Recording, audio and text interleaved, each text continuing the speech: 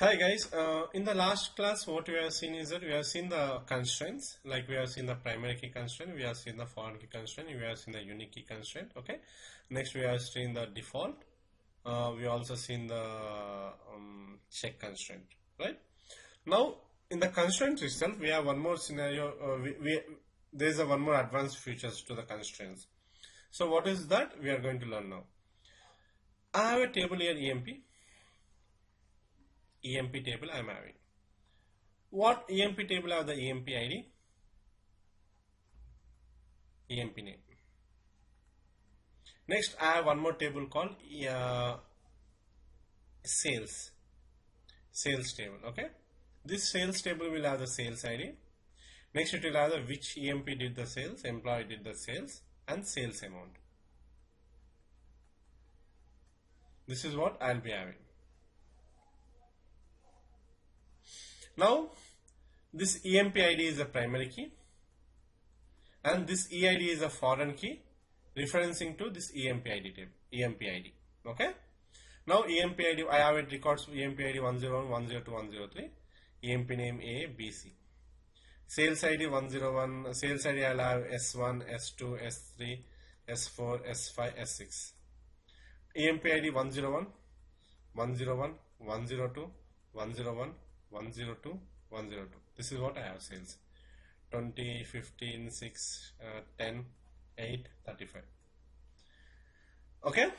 Now, here there may be some scenarios where user wants to update the 101 ID to 102 or 105. You want to update the ID 101 to 105. Then, what should happen?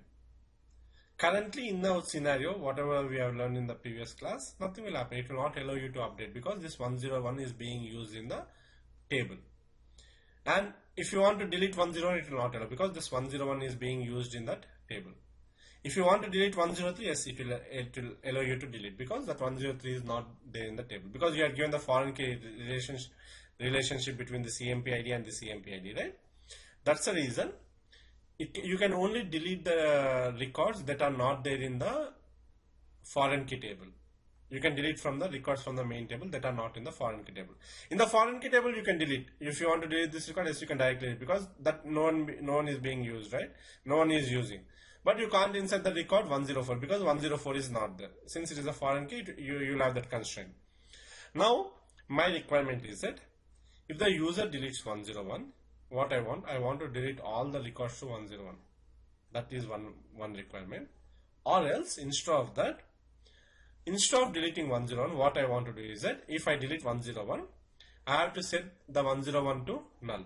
Delete and set the deleted record to null. Set deleted IDs to null. Null means whatever IDs, if I delete 101, instead of deleting that entire record in that ID, I'll set that ID to null. This is the one way I can do. Okay. The other way how I can do is that when they update 101 to 105, then all the records here will be updated. Wherever I have 101, that will be updated to 105. So in order to do that, you have to have a special case for that. So we'll go with the best example, with simple example. I'll create a table. And I'll create in the SQL class database. Create table, EMP. I'll have the IDs created, EMP ID as integer. I can give it as a primary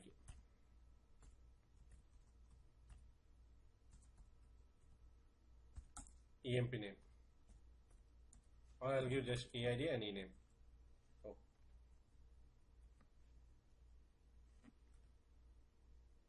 EID, ename. Breaker of 20. I'll insert into EMP. I'll have values. Ename. Sorry. EID I'll give 101A. I'll give only 2 records. I'll give 3 records because I want to have that for one example for delete to 101A, 102B, 103C. Next, I'll create a guys. I want you all to do create is that when you write this queries again and again, you will be master in that. Okay, that's the reason I'll always write the queries in front of you. Create table EMP address. I'll have the let's say not the EMP address. I'll have the department. DEPT department table. Department table will have the department ID. This department ID. Yeah, I'll not create any primary. Okay? Department ID as integer. Next, I'll have one more column called EMP ID, which EMP ID is EID, which employee ID is assigned to the department. Okay. Now what I'll do, I'll create a constraint on this. The constraint I can give it. I can create a constraint in two ways. You have created the constraint, right? Primary key. Okay. Now I'll create a constraint. I can also give foreign key here.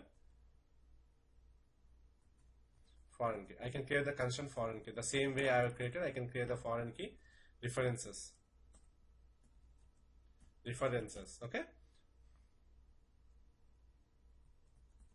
References. EMP table. EID. This is what I can give. Now I don't want to do that. I'll give it the now this time I'll give the constraint in a different format. Okay. Instead I can give it here. Instead of that I'll add the constraint after creating a table.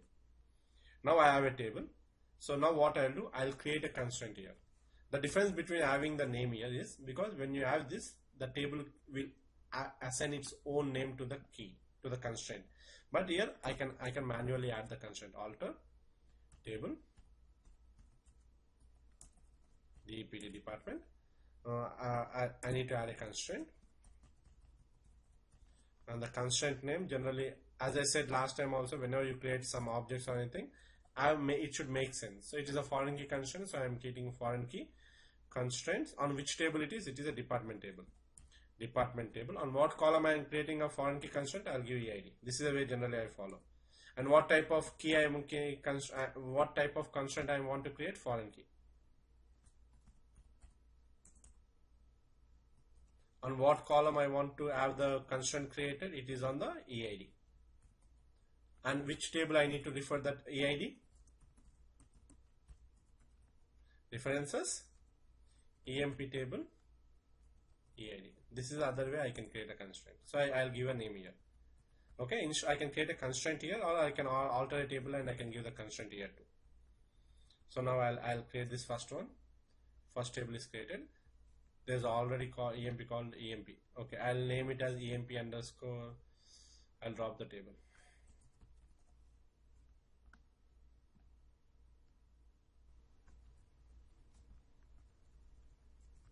Now I will be able to insert the data into the table. I'm done. Then I'll create the table here for department. So department table has been created. Now I'll insert values into department. Insert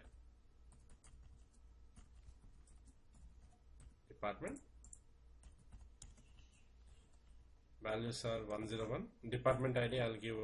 I'll start with 1 comma 101 as an employee 1. One department as an employee 101. One department as an employee 102. This is what I have. I'll insert the data. Data will be inserted. I'll take a new query where I'll write a select star from EMP, select star from DEPT. Now when I execute this, what happens? I'll get the data from two tables. So employee and department. Now see here, we have to see one more thing. I'll write a new, I'll take a new query. I'll paste the query side by side. Okay, before going to that, first we'll go to the creation statement. In the creation, for the primary key, when I created the primary key, I have not given anything, just I said the primary key. So what system does?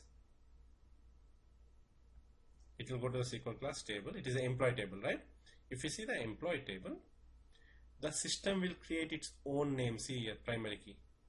It will create its own name. It will give some different ID here by default. If you see the foreign key, for the foreign key, we had given the name FK department DEPT underscore EID. So now, if I see the keys under the department, now you can see the name which we had given. Okay, that's the reason I will always I'll recommend you guys to have a name to the constraint that you create. so it will be easy for you to drop also. If you want to drop, you can just drop right by writing this, because generally when you follow the standards like name the constraint type, give the shortcut, and then have the table and the column name, it will be easy for you to just get that name. If you don't know which one is it, you can, since you will have the idea, okay, I'll create the constraint in this format, so you can directly call the constraint. But if you know, if you see the constraint in this random way, you don't know what number it is. It is a random. It is generated by the system. It will create a random name. Okay. So now we'll go back to the old one. I got the data here. I got the data for two tables. Now what I'll do, I'll try to delete from EMP, where EID equal to 101. I want to delete 101. It will throw an error because 101 is being used in the department table. That's the reason it will not allow me to delete it. So you can see the delete statement conflicted with the reference constraint FK department ID. So it is saying that that ID is, that column is being referred in the other column, and at the same time the 101 is there in that column. So that's the reason it is asking not to delete it. Now if I want to delete the same record, other record, okay, first I'll update the record. Okay, before deleting, I'll update the record 104. I can't even delete the 101 again. Okay, update EMP set EID equal to 105, where EID equal to 103. When I try to update it, system will allow me to update it. System will allow me to update it. See, 103 will become now 105. Because that is not being used in other tables, so you will not be able to update. The same way you can delete that 105 here. You can delete the 105. It will not throw any error because that 105, even though it is a foreign key referred, but it's not there in the table, so it will be, you will be able to delete it. Okay.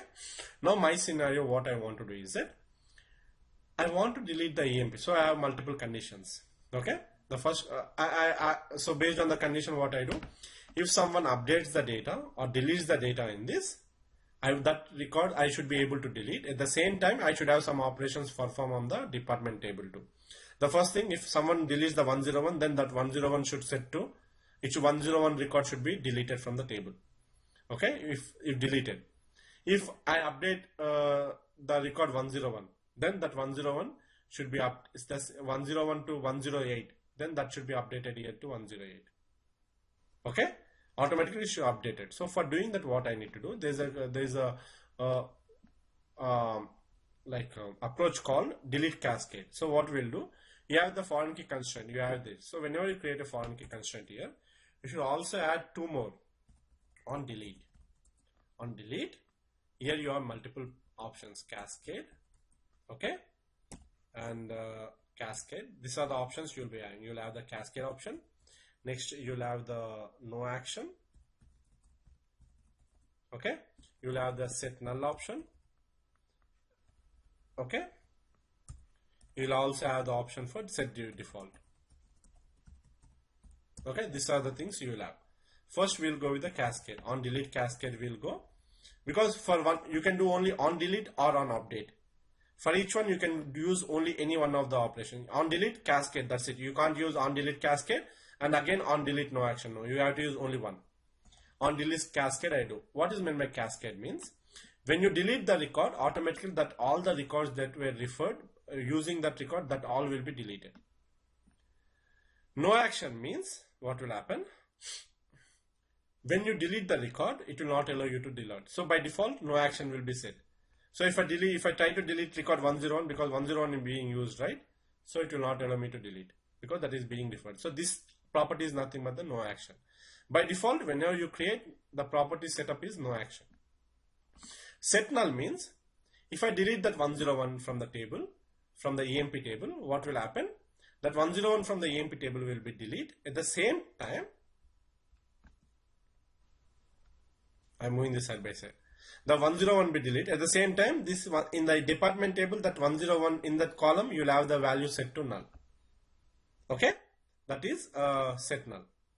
And set default means when you delete 101 from this table, automatically you should have some default value. So instead of storing null or anything, you want to have some default value like 001 or something. Okay, that value you can add it here. as a default value. Okay. Now what we are going to do, we are going to see on the delete cascade. Next we are going to see on update. On update set null. If someone updates, then I want to set null the value. On delete I want to delete. On update I want to set null. Okay, these are the two operations. So one thing what I can do, for existing constraint on the table, first thing I have to drop the constraint. Okay, I can't alter the constraint. If I try to do this, then I'll get an error. I can't alter it. That's the reason. First you have to drop the constraint from the table. I'll drop the constraint, select, and you can select only the constraint name. That should be fine. Now the constraint is dropped. Then I'll recreate the constraint. Alter. Sorry. Add. Now I'll execute this query. So automatically now you will have the data here. That constraint has been created. So for delete you are given the cascade. For update you had given the set null. Now we see. I'll have this one here. I'll have one more window on the right side. Oh, new vertical tab. Yes, I got it here. So I'll keep this one in this side.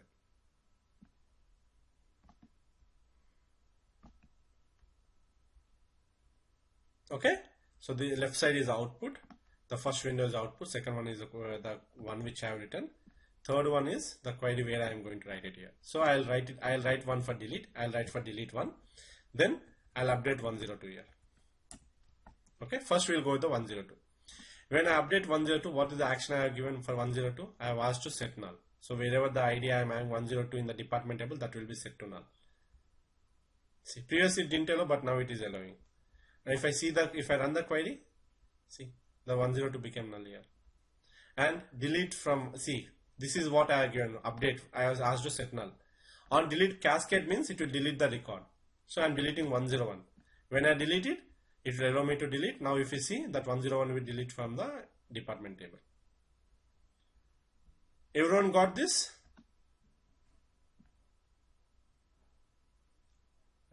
So you have to practice this one. The same way you have to practice with the, we cover the cascade and set null. No action is by default. You can try yourself for the set default too.